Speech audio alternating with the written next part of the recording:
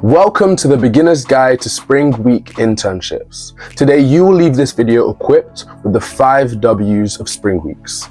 What exactly is a Spring Week internship?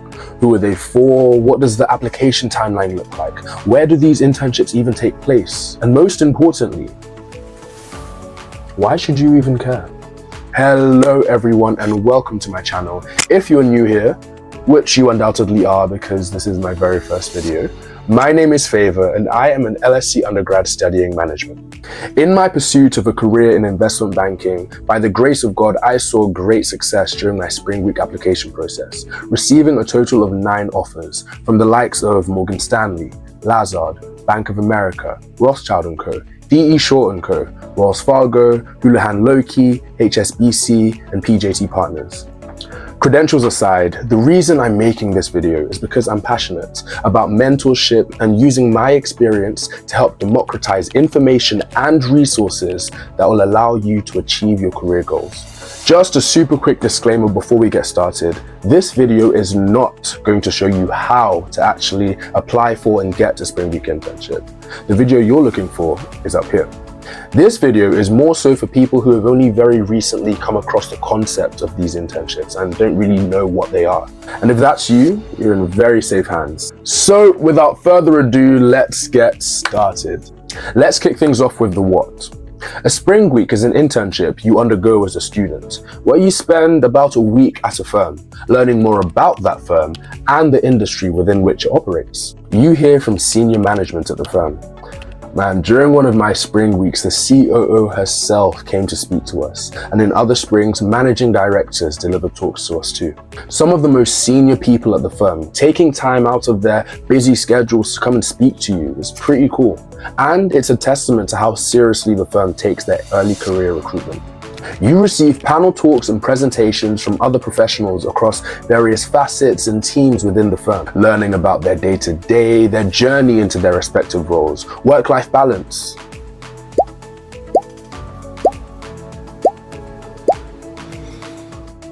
the positives and negatives of the sector they specialize in, and so much more. You get to engage in exciting group projects. The firm may put you in groups of 4 to 6 and give you all a case study of a past deal that the firm had worked on, such as a merger between company A and company B.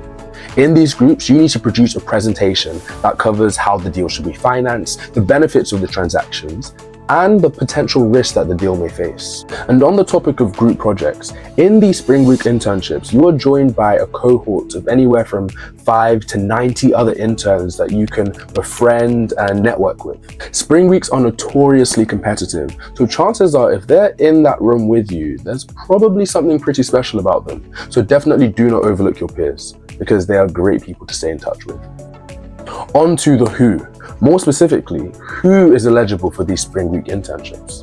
By far the most important thing that determines your eligibility for these programs is the year in which you graduate and leave full-time education. Spring Weeks are reserved for those who are 2 years away from graduating at the time the program takes place. That means that they're most commonly for first years in 3-year degrees or second years in 4-year degrees. However, in the case of dental, veterinary, or medical students with extended degree durations, you can take part in the Spring Week in the 3rd year of a 5-year degree, etc., etc.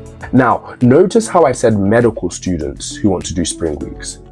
There seems to be a perception that Spring Weeks are reserved only for those who study economics or accounting and finance or other such degrees.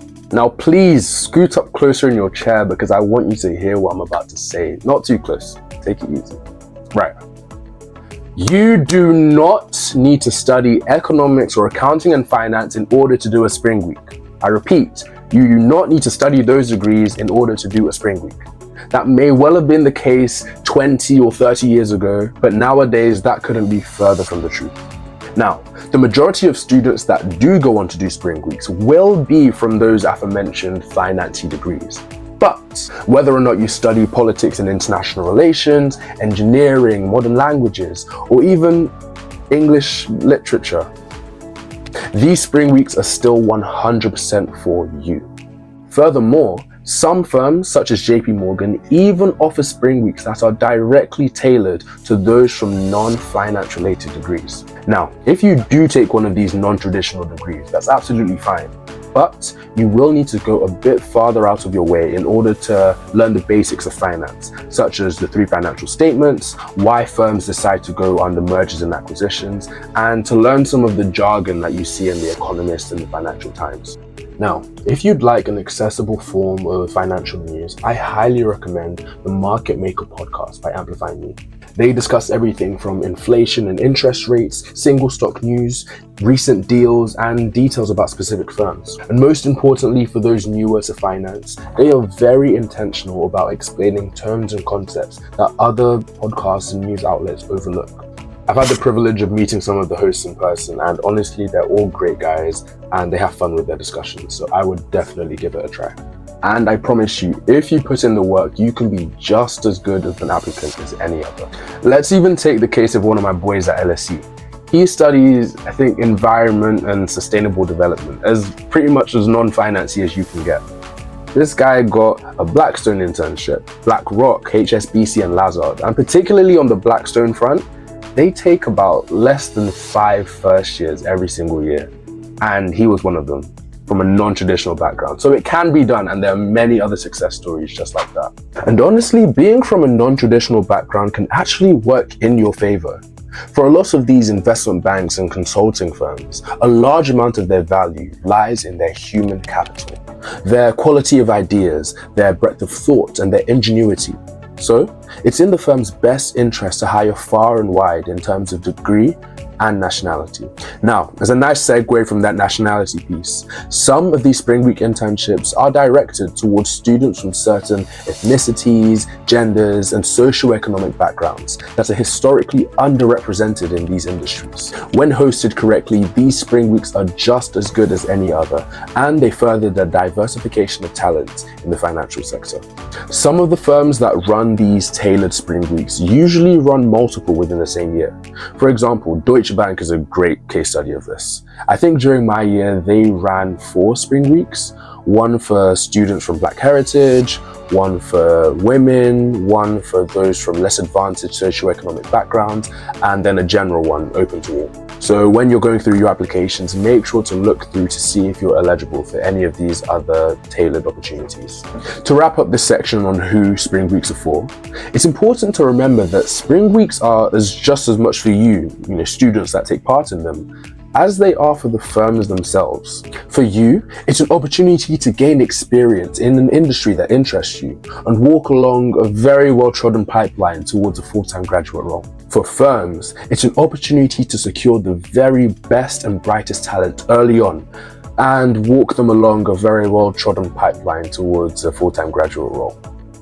Do you see the resemblance and the similarities? Honestly, it's a pretty mutually beneficial arrangement, but it's important to remember that the firms that host these Spring Weeks need you just as much as you need them. Well, you or the other tens of thousands of students who make up the Spring Week application pool, but that's neither here nor there. Time for the third W. When is a Spring Week? Now, this section is split into 2 parts. 1, the application timeline for a Spring Week, and 2, when the internships themselves take place. Let's start with 1, the application timeline. Spring Week application season starts even before the first term of university, with some firms like BlackRock opening up their applications as early as July. And the application season lasts a long time, with the final firms opening up their applications as late as March or maybe even April. So, if you're watching this video in October, November, or even December, does that mean you're cooked? No, you are still in luck for 2 reasons. The first of which being the fact that 85% of applications only open after October 1st, 64% after November 1st, and 44% after December 1st. So even if you join application season relatively late, there's still some food on the table for you, don't worry, you're fine. The second reason why you're not cooked is because of something known as non-rolling applications. When successful applicants are extended their offers, they're extended these on a rolling or non-rolling basis. The former is akin to first come, first served. But more accurately, it's more so first come, first assessed, where applications are reviewed as they are received. Let's say, for example, the firm has 80 spaces for its Spring Insight program, and let's say they receive 4,800 qualified applications, which equates to a success rate of only 1.67%, making it much harder to get into than top Ivy Leagues and any Oxbridge course. It's tough.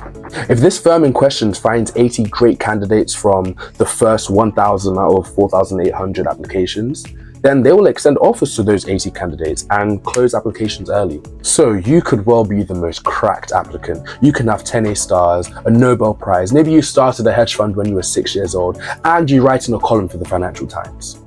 It doesn't matter. Once the firm has handed out those 80 offers, applications are closed. You snooze, you lose.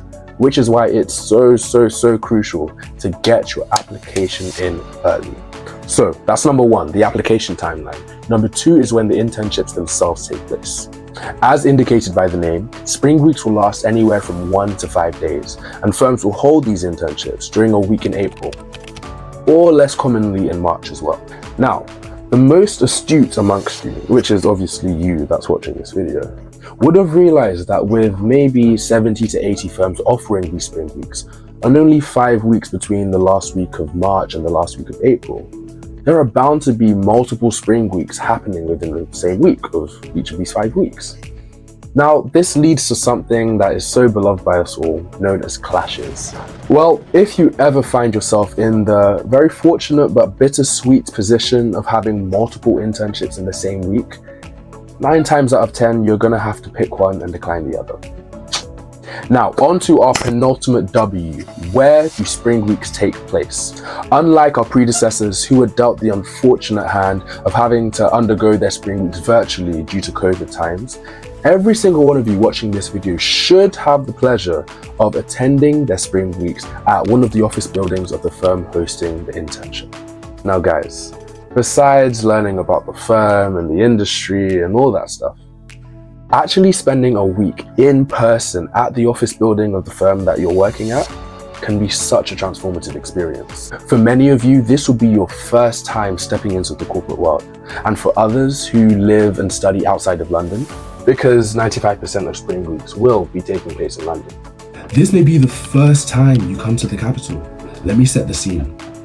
Giving your group presentation with a view of St. Paul's Cathedral in the background, or having the impossible task of navigating through Canary Wharf and looking up to see the towering skyscrapers that run the financial world around you.